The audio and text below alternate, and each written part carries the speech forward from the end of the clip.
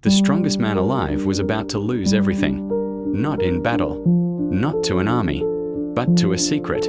Samson was a man set apart for God from birth. His life was marked by consecration. God had given him supernatural strength to deliver Israel from its enemies.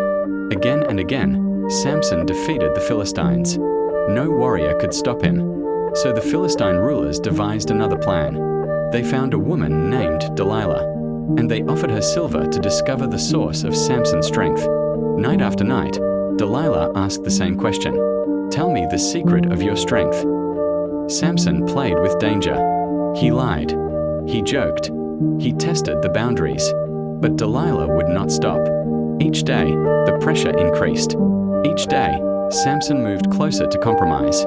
Finally, worn down by her persistence, Samson revealed the truth.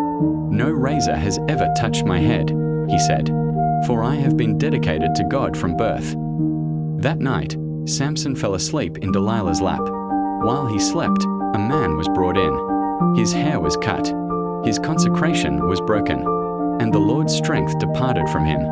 Then Delilah cried out, "Samson, the Philistines are upon you." Samson awoke expecting another victory, but this time was different.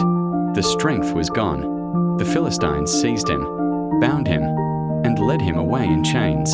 The strongest man in Israel became a prisoner, not because his enemies were stronger, but because he surrendered what God had set apart. The Philistines gouged out his eyes and threw him into prison. Day after day, Samson was forced to grind grain like a slave. The mighty warrior who once terrified armies now walked in darkness. But while Samson suffered in prison, something began to change. His hair began to grow again. And with every passing day, Samson was reminded that God had not forgotten him. Then the day came when the Philistines gathered to celebrate. Their temple was filled with rulers, nobles, and thousands of people.